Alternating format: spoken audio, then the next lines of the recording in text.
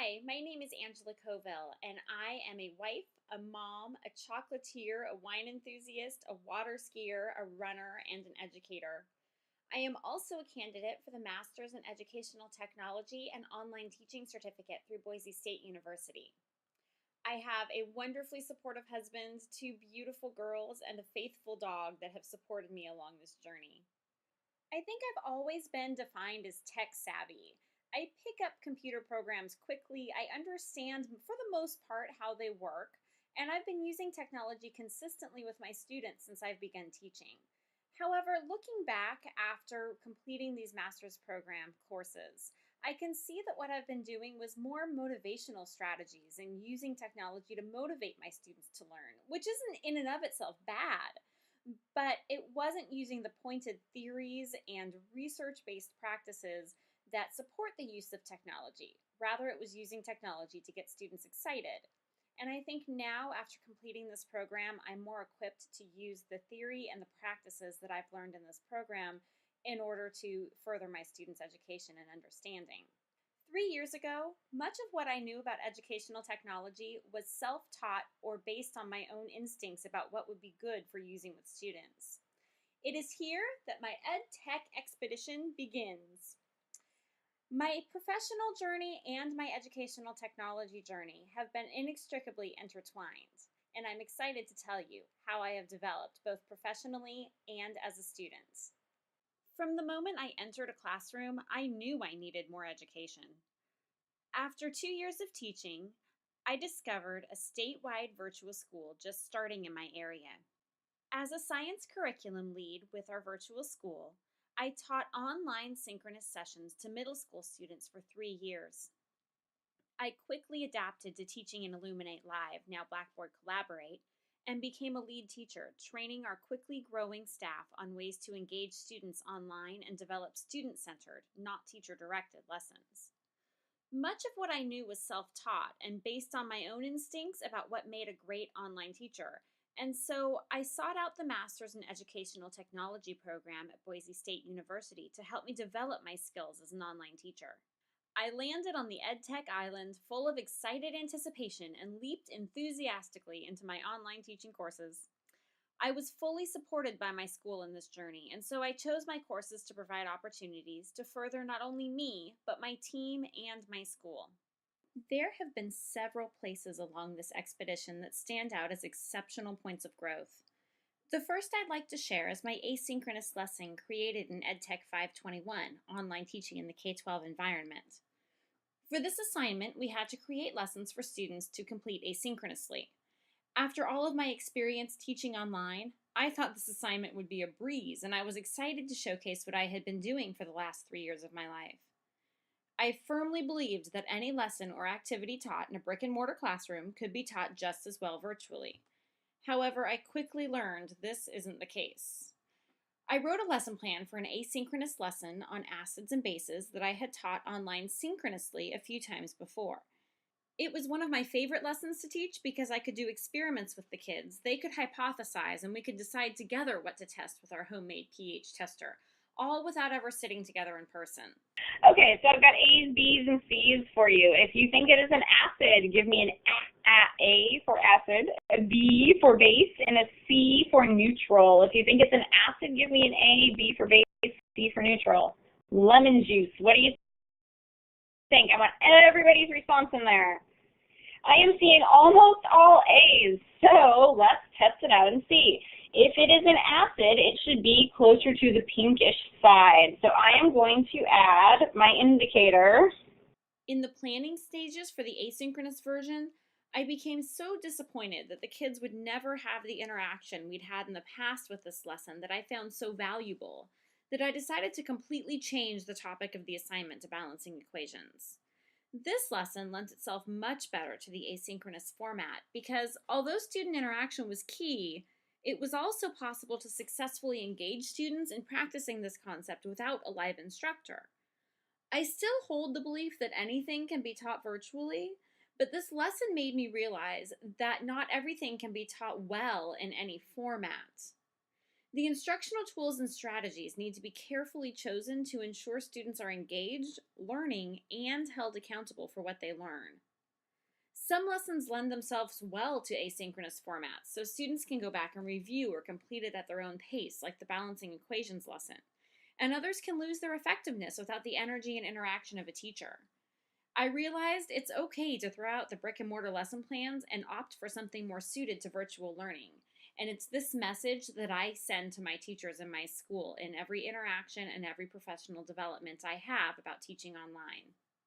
The next stage in my EdTech expedition was professional development. My improved abilities to engage and manage an online classroom did not go unnoticed, and after my first year in the EdTech program, I was promoted to my current position as a Title I administrator, where I could work directly with teachers and leadership staff to improve the teaching and learning at our school. This was an exciting step for me because it provided me a platform to engage our school's leadership and community in conversations about technology and professional development, incorporating so much of what I was learning in my EdTech classes. EdTech 554 was managing technology integration in schools, and it was an enormous support as a new administrator. I gained an understanding of school finance, planning outside of the classroom, and creating professional development for a range of learners and experiences. The opportunity to plan professional development for my school with peer and instructor support was the most valuable experience in the course, and provided a foundation for future EdTech assignments and professional developments planned for my school. I developed a series for our staff on formative assessments. This was quite an undertaking for a staff of over 400 teachers, all with different levels of understanding of the concept and technology alike. I created 3 tracks for teachers that addressed the various ability levels, and teachers could choose the track that best suited them based on the results of a quick self-assessment. The professional development was provided to our entire school, and I used it with my team of 6 intervention specialists. The feedback was positive, and I was able to drop into their classrooms and see some of the strategies taught in the training in action. After these amazing high points, where I was able to build on my strengths as a virtual instructor and learn new overarching concepts, I reached a treacherous peak when I got into the tech side of educational technology. I saw those courses, EdTech 502 and 506, that required the Adobe Creative Suite software when I decided to join the MET program. But I quickly pushed those out of my mind and focused on what I knew best, teaching online. However, there was no avoiding this precipice. I had to jump into the Dreamweaver and HTML code, creating the series of web pages that you see now. This was an incredible and indescribable experience, filled with intense highs and lows. I am a very linear person, and I enjoy structure and formulas, so I liked HTML from the start. Well, maybe not from the very start, but definitely by the second assignment, because it was black and white. It's right or wrong. You either have it or you have nothing. The real lows were those moments where I had nothing. Every time I sit back and reflect on my time in the EdTech program, the first place my mind travels is the tears shed after spending hours on a web page that would not pass HTML or CSS validation. But these always turned into tremendous moments of pride when I figured them out on my own, sometimes within even minutes of asking for help in a discussion forum. And it created an unforgettable learning experience. By the end of the semester, it was easier to create my own cascading style sheets in HTML than to use drag and drop web page creators, because I could create my vision faster on my own in Dreamweaver. This was something I was immensely proud of. The web quest created in EdTech 502, Internet for Educators, is one example of how I use this new knowledge along with pedagogy learned in my courses to create something I felt was needed to support my teachers. I am a huge proponent of web quests and virtual field trips, but it was hard to find examples of great ones for teachers to use with our students with simple online searches. The assignments created in EdTech 502 are now available for our teachers to use and also as examples of these instructional strategies. EdTech 506, Instructional Message Design, was another opportunity to fill an instructional void in our school. This course met with the same tears, followed with jumps of joy as I familiarized myself with Adobe Fireworks. The culminating project for this course was an instructional unit that incorporated graphics I created throughout the course. This came at a great time because I was getting ready to hand over our statewide virtual science fair to a new coordinator. I had been the sole coordinator for the past several years and keeper of all the information. So I used this project to create a website that could be provided to families and teachers, but also served as a resource to the new coordinator so that she would have all of the documents I provided to families, know what needs to be taught to students, and have the process for judging in the event all in one place. The trials and tribulations of fireworks paid off in the end, and this site has become the official source of information on our school's science fair. I don't think I can look back at the last 2.5 years as a graduate student and pinpoint one area of growth. It has affected every part of my life and made me a more confident and knowledgeable educator and leader. I'm just so much more efficient and more thoughtful in my planning. I know so much more about instructional design and message design and the research and the forethought that it takes to develop an amazing piece of instruction.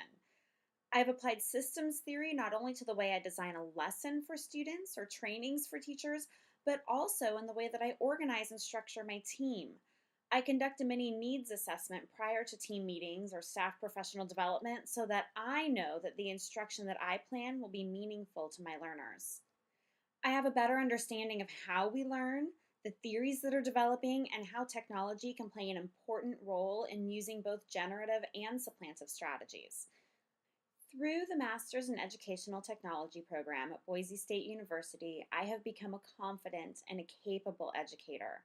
And as I prepare to leave the safe confines of graduate school that has been so full of support and collaboration, I have never felt so prepared. And yet, just like my first day teaching in a classroom, I know that I have a world of knowledge awaiting me, and I will continue to be a lifelong learner.